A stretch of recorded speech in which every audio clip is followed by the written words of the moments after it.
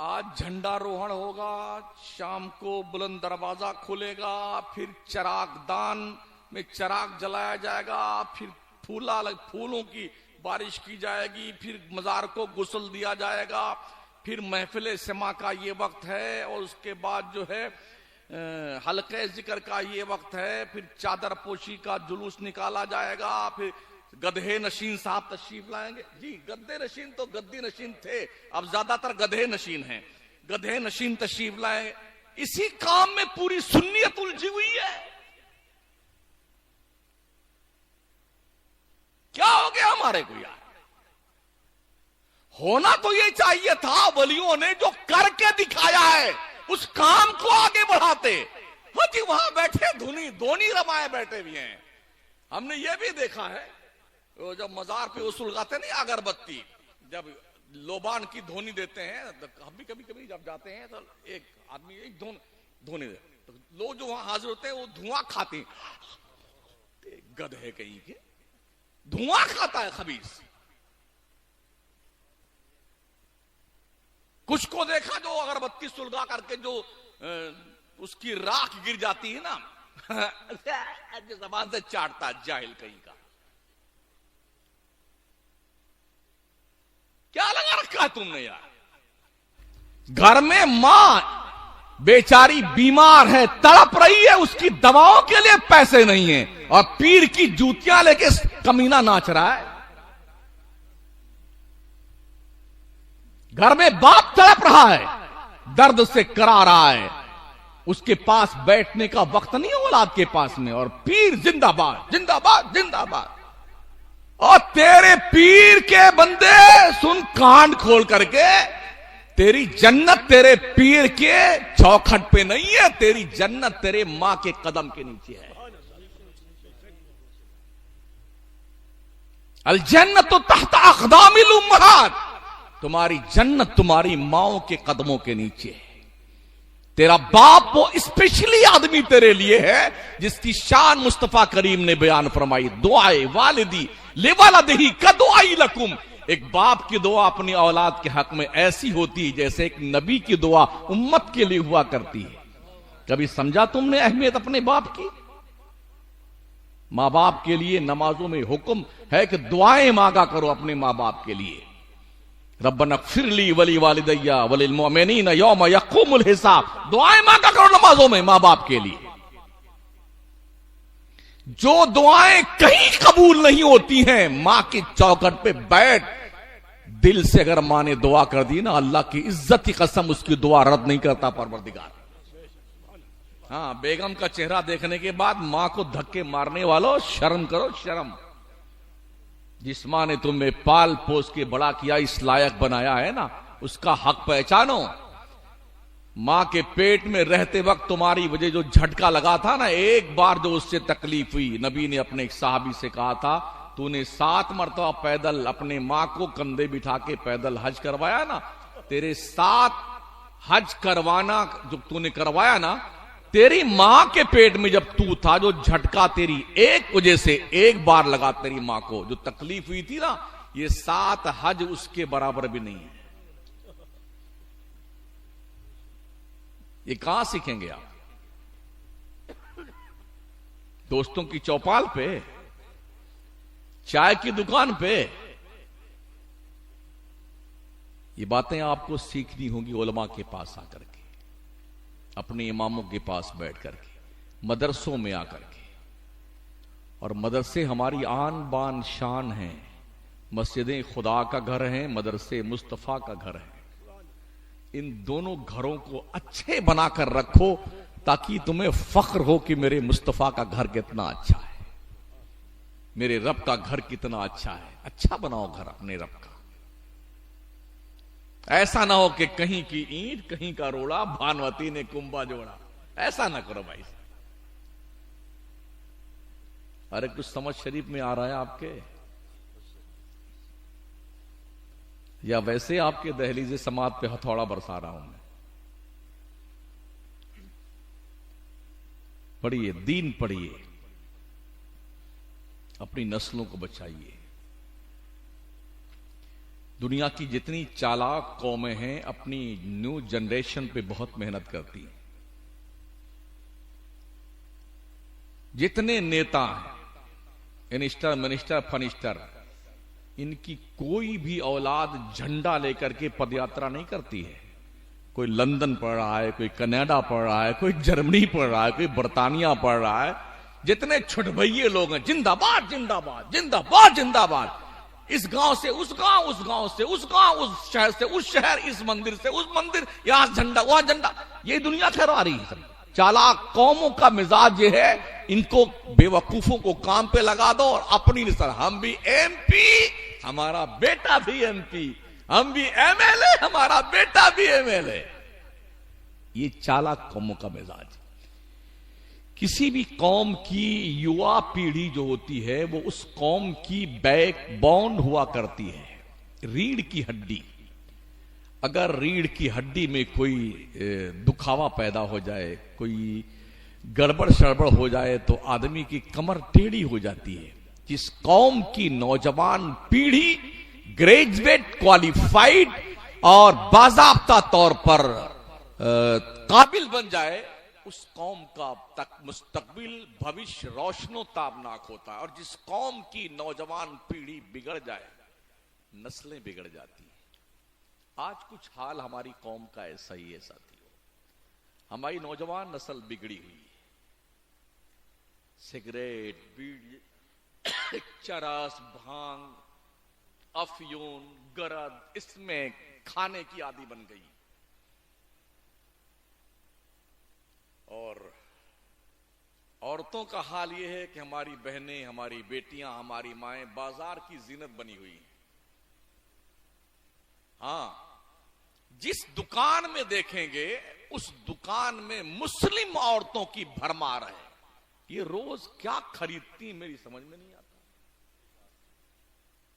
क्या शौहर मर गए हैं इनके, बाप मर गया है, बेटे और भाई मर गए हैं, तब ये निकली हैं? अगर जिंदा है तो ऐसे बाप और ऐसे भाई और ऐसे बेटे, ऐसे शौहरों को डूब मरना चाहिए चुल्लू भर पानी में, जिनकी बहन, बेटियां, माएं और बीवियां बाजारों में बरसरे बाजार बगैर पर्दे के साथ या नकाब पहने हुए चुस्त और टाइट नकाब पहन करके घूमती फिरती दिखाई पड़े, सामान खरीदती हुई। कोई जरूरी कि औरतें सामान खरीदने जाएं? तुम किस काम के लिए हो? निकाह जब करवाए थे, कादी साहब ने निकाह पढ़ाया, हजरत साहब ने किबला ने कहा जी फलाना बिनते फलां को आपके निकाह में दिया, जिसका मेहर नकद इतना है, ये वकील साहब ये दुआ नानो नफका के साथ आपने कबूल किया। हाँ कबिल तो कबिल तो कबिल तो। बेटे समझते हो नानो नफका क्या होता है? नानो नफका क्या होता है? रोटी खर्चा, ये सारी जिम्मेदारी आ गई आपकी। आप तो घर में पड़े हैं, गुड्डू की अम्मी चाय ले आ बाजार से, तो तू झक मनाने के लिए पैदा हुआ था। अर्रिजाल कव्वामून अलन्निसा, मर्द औरत पे हाकिम है। ये हाकिम का काम है, जनाना काम कर रहा है। औरत को भेज दिया चाय लाने के लिए, सब्जी लाने के लिए औरत जा रही है, कपड़ा खरीदने औरत जा रही है। तो तेरी मत कहां मारी गई? ओ पागल मेरी कौम के लोगों, तुम्हारी मत कहां मारी गई? कब सुधरोगे?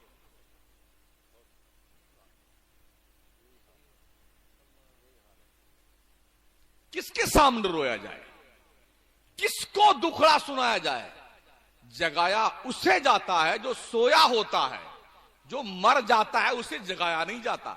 मैं तकरीबन 40 साल से चिल्ला रहा हूं, तकरीर कर रहा हूं। अभी मैंने इसी जुम्मा में अपनी मस्जिद में कहा, मुझे खुद पता नहीं, मैं 30 साल से यहां इमामत कर रहा हूं कि मैं किसको जगा रहा हूं। मुर्दों को जगा रहा हूं या सोए हुए इंसानों को जगा रहा हूं?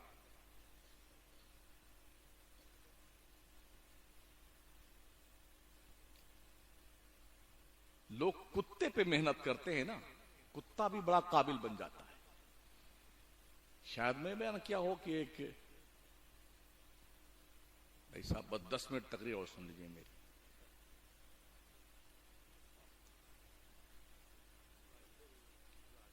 एक तोता 9 करोड़ रुपए बिका था हजरत, 5 साल पहले दिल्ली में। पोपट राजा 9 करोड़, उसके जिस्म पर कोई हीरे जवाहरात याकूत जमर्रद ये सब नहीं लगे हुए थे। जब मैंने उसकी तफ्तीश निकाली तो पता ही चला कि उसको बहुत किस्म से बहुत अच्छे ट्रेनर ने ट्रेनिंग दे करके किस्म किस्म की बोलियां सिखाई थी। तो कई लैंग्वेज जो सीख गया था इसकी बुनियाद पर। जब बोली लगी तो 100 ग्राम के पोपट राजा जो है वो लगभग 9 करोड़ रुपए में बिके।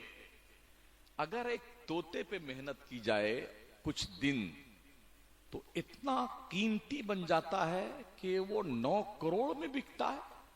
अगर अशरफुल मखलूकात के बच्चों पे मेहनत की जाए तो क्या ये बच्चे कीमती नहीं बन सकते हैं? हमने कुत्तों को भी देखा है।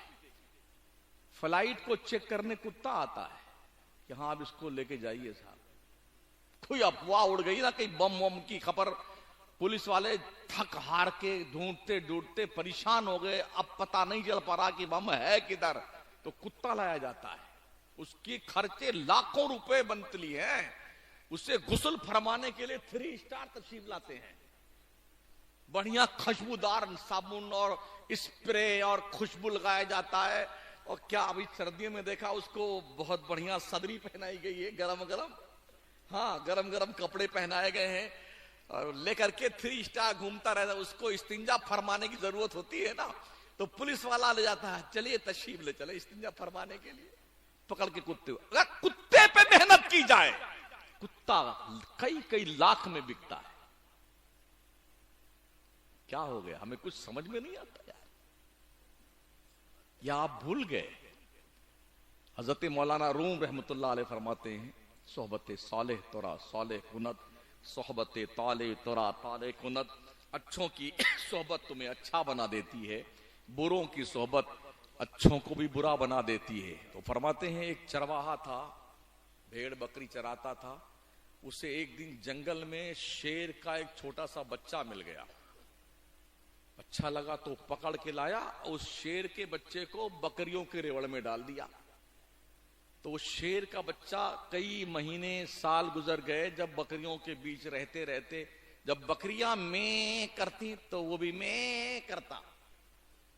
सोहबत देखिए, बकरियों की तरह चलता फिरता, वो घास खाने की उसकी भी आदत पड़ गई। जवान हो गया वो।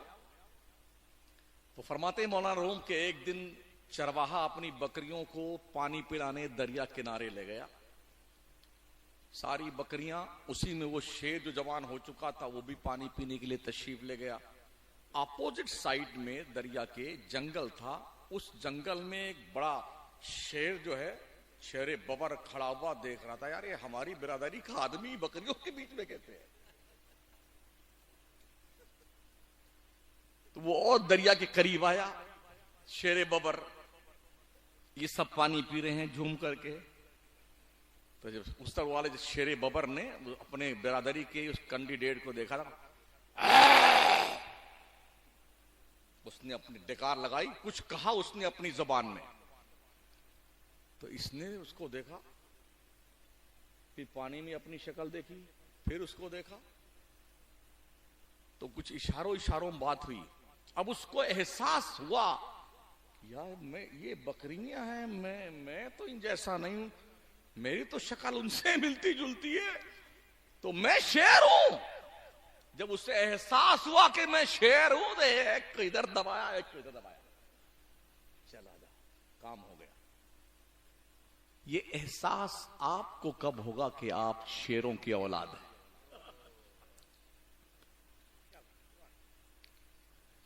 कब एहसास होगा कि आप मैदान बदर के 313 मुजाहिदीन के वारिसीन हैं, उहद के मुजाहिदों की यादगार हैं आप? कब एहसास होगा? शायद घास खाने वालों के बीच में रहते रहते आप भी उसी की आदत पा चुके हैं। भूल गए अपने आप को कि आप क्या थे। हम दुनिया में अमन व अमान कायम करने के लिए आए हैं, जुल्म करने के लिए नहीं। अच्छाइयों का संदेश देने के लिए आए हैं, नेक काम करने के लिए आए हैं। अगर समझ शरीफ में कुछ आ जाए तो अमल कर लीजिएगा, वरना इंशाअल्लाह कल ये हमारी मोहब्बत की दुकान पंडवा में लगेगी, वेस्ट बंगाल में। तब तक के लिए खुदा हाफिज, अल्लाह आप सबको सलामत रखे। मुझे मुबारकबाद पेश करता हूं जनाब ताहिर साहब एडवोकेट और उनके पूरी टीम को, उनके अहबाब को, जो इतनी मुखालफतों के बावजूद भी मंजिल की तरफ रवां और तमा है। काम करते जाइए, अल्लाह ने जो आपके हिस्से में काम लिखा है वो काम कर गुजरिए। याद रखें, पत्थर उसी दरख्त पे आते हैं जिसमें फल लगते हैं। आपने किसी को बबूल के पेड़ पे पत्थर फेंकते देखा?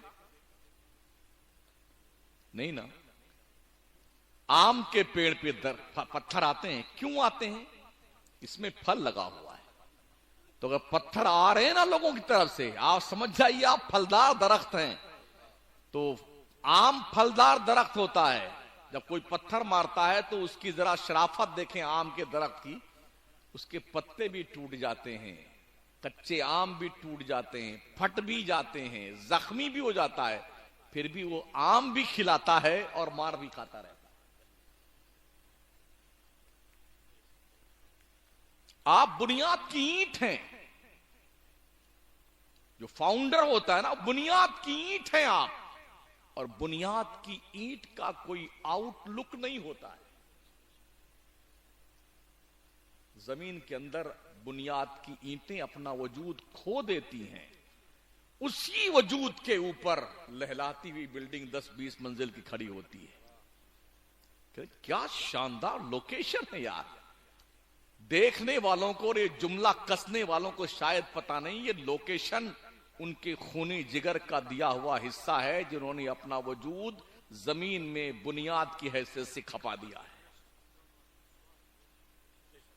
कुछ कर जाइए अपनी कौम के लिए, ताकि मरने के बाद कुछ तो दिल मुतमईन रहे कि हमने कुछ किया है अपने बच्चों के लिए, अपनी नस्ल के लिए। अगर आप लॉयर हैं तो बहैसियत लॉयर आपने क्या काम किया अपनी कौम के लिए? डॉक्टर हैं तो इस हैसियत से क्या काम किया आपने? अगर आप इंजीनियर हैं तो इंजीनियर की हैसियत से आपने क्या काम किया है? ताजिर हैं, बहैसियत ताजिर आपने अपनी कौम के लिए क्या किया है? मौलाना पीर है तो क्या किया है आपने बहैसियत मौलाना?